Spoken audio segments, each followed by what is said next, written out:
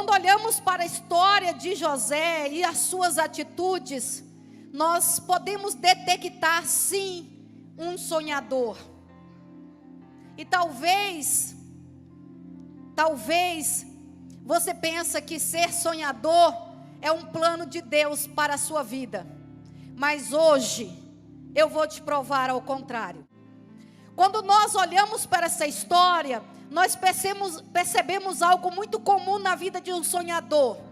Um sonhador sempre tem um facilitador.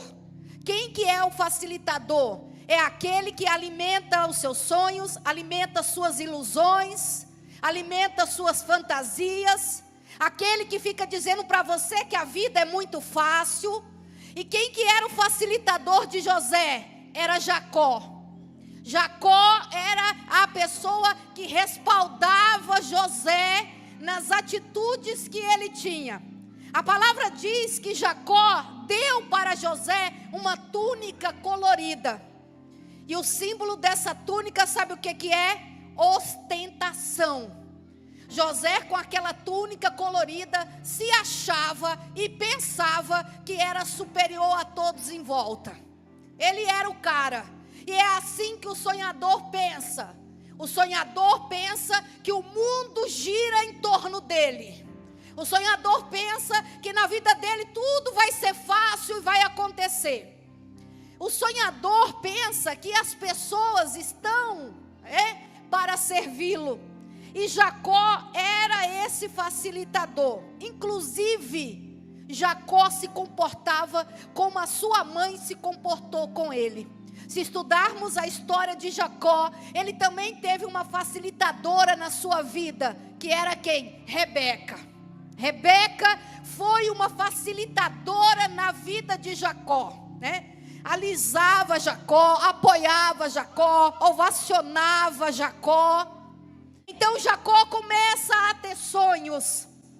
E os sonhos de Jacó eram sempre pessoas se dobrando diante dele, pessoas se rendendo, pessoas o ovacionando. A palavra de Deus diz, irmãos, que por causa desses sonhos que Jacó tinha e a forma como ele contava, os seus irmãos odiavam. José contava os seus sonhos como se ele já estivesse vivendo. Ele era o cara, todo mundo se rendendo a ele. Ele governando todo mundo. E isso produz o que nas pessoas? Raiva, ciúmes, inveja. E a Bíblia diz que ele adorava contar esses sonhos para os irmãos, mesmo sabendo que aquilo ali chateava os irmãos. Mesmo sabendo que aquilo ali entristecia seus irmãos. E a palavra de Deus diz que no último sonho que ele contou, até o seu pai ficou chateado. Porque enquanto estava tocando só nos irmãos, Jacó estava apoiando. Era o facilitador de José. Mas quando José cresce mais um pouco, e no sonho era o pai, a mãe, todo mundo se dobrando diante dele, Jacó fala: ei, peraí, o que você está querendo dizer? Jacó sente as dores quando percebe que José, como sonhador, como uma pessoa cheia de ilusão, crescia cada vez mais. Então José ostentava com a sua túnica preferida, colorida. José ostentava com os seus sonhos. E José também ostentava fofocando dos seus irmãos para o pai. Porque isso era uma forma de poder. Ele chegava a contar para o pai: fulano fez isso, fulano fez aquilo, né? Olha só que poder, né? José ostentava dessa forma também. José, ele vai se alimentando desse mundo cor-de-rosa dele, aonde ele tinha alguém que o amava mais do que todos, aonde ele era o queridinho, ele era o centro das atenções, ele era o cara nesse momento. Todas as pessoas nas quais eu trabalhei que eram sonhadoras, existia alguém na sua vida alimentando essas ilusões. Veja bem, a Bíblia diz que José começa aos 17 anos desenvolver esse caráter e esse perfil de sonhador. Só que um belo dia, né? Aqui no versículo 12, aonde a palavra de Deus diz que Jacó chama José e fala: olha, vai atrás dos seus irmãos, vai ver o que eles estão fazendo, vai lá, vem aqui trazer as fofocas, vem aqui me contar tudo. Imagine como que José não chegava na galera, né? Com a sua capona, eu estou aqui, eu sou o fiscal, né? Eu sou o xerife aqui, eu vou contar para o meu pai, tudo que acontecer aqui eu vou contar para o meu pai. Só que nesse dia, havia um plano no coração de Deus, de tirar José do meio dessa ilusão, dessa sonhação, e colocar José na realidade da vida. E nesse dia, marcado por Deus, José veste a sua túnica colorida e vai atrás dos seus irmãos, porque era ali que ele reinava, era ali que ele se destacava. E a palavra de Deus diz que José de longe está vindo, e os seus irmãos olham para José e falam: lá vem o sonhador. E naquele dia, estava no coração de Deus tirar José desse mundinho em que ele vivia. A primeira coisa que acontece com José, quando Deus arranca ele do mundo dos sonhos e da ilusão: tira aquela capa. A primeira coisa que a gente aprende quando a gente sai da ilusão é que nós não somos superiores a ninguém, não somos melhores do que ninguém. É a primeira coisa que a realidade nos ensina. Não tem filhinho de papai, filhinha de mamãe aqui, não. A realidade, se não te ensinou isso, vai te ensinar. A humildade, a igualdade. Diante de Deus não há ninguém superior. Ele não faz acepção de pessoas. Então a realidade traz essa primeira lição para José: arranca a capa dele.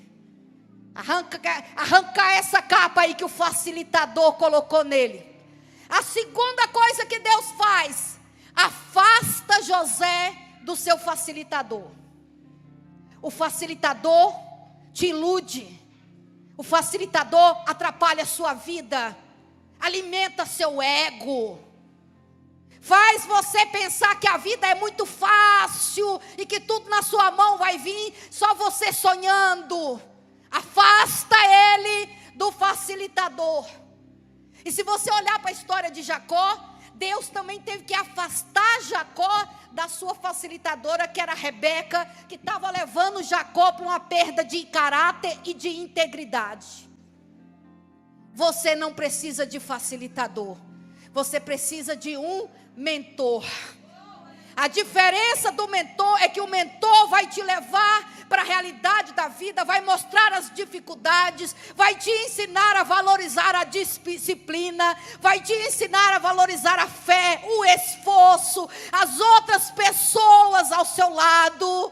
Então o segundo passo de Deus era afastar José da barra da calça de papai. Isso vai deixar muita gente grilado.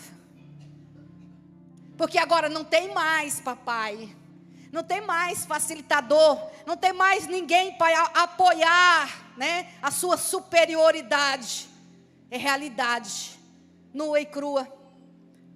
Então ele é afastado do seu pai. Daquele dia não tem mais contato. José, naquele dia, é tirado dele tudo que o diferenciava.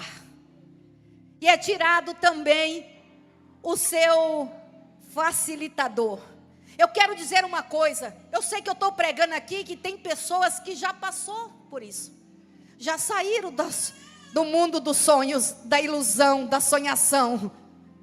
Eu sei que tem gente aqui e foi jogado na realidade. E eu quero dizer uma coisa: quando nós somos jogados na realidade, o impacto é tão grande que a gente para no fundo do poço. A realidade é chocante para quem vive sonhando, para quem vive na ilusão.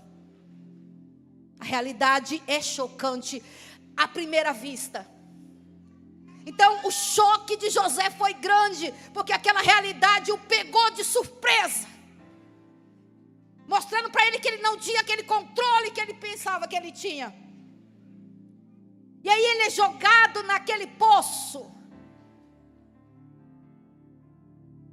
Então o processo de sairmos do sonho para a realidade, da fantasia para a verdade, da ilusão para aquilo que é certo, passa pelo poço. A gente cai uns dias no poço, a gente fica mal, a gente não acredita que tudo aquilo ali era ilusão. Não é possível que eu fui enganado tanto tempo. Eu trabalhei com uma mulher que ela passou 15 anos esperando um homem para casar. Ela tinha certeza que o cara ia casar com ela. E ela tinha um monte de sonho casando com o cara. Tinha um monte de profeta dizendo para ela: ele está chegando, prepara enxoval, olha ele ali, os facilitadores. E no dia que o rapaz faleceu, a realidade foi tão cruel para aquela mulher, que ela foi parar no fundo do poço. 15 anos no sonho, na fantasia. Essa não foi a única. Eu trabalhei com muitas mulheres que viviam iludidas em sonhos, em fantasias, em romantismo, em príncipes, em contos de fadas. Mas quando é jogada na realidade, o impacto é grande. Outra coisa que José aprendeu quando ele vai parar na realidade: é muito importante como você se relaciona com os outros. É muito importante.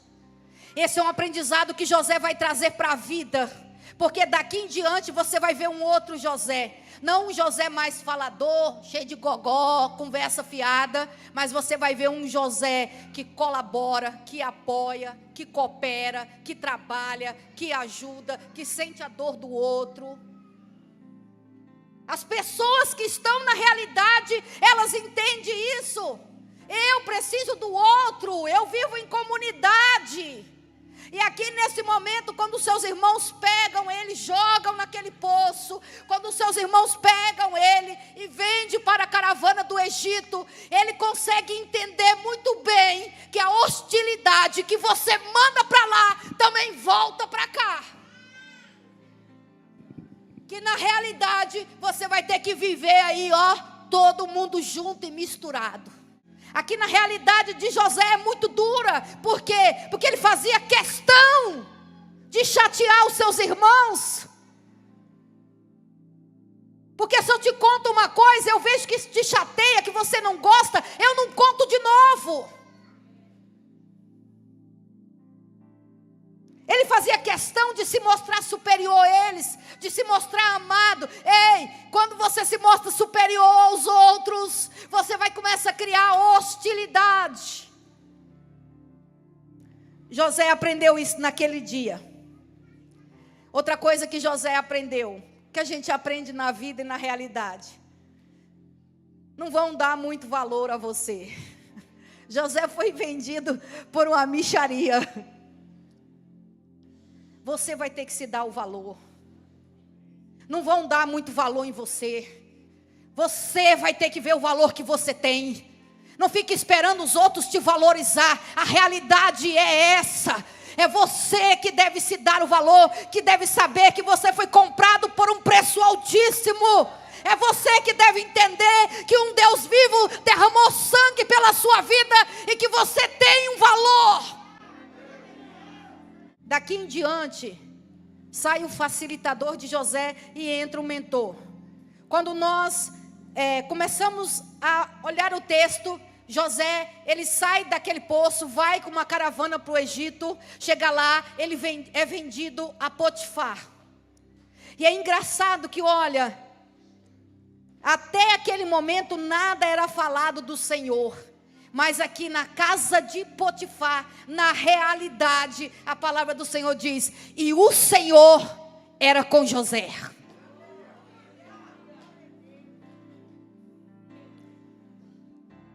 Deus nunca vai ficar incentivando você a viver numa ilusão, num conto de fada.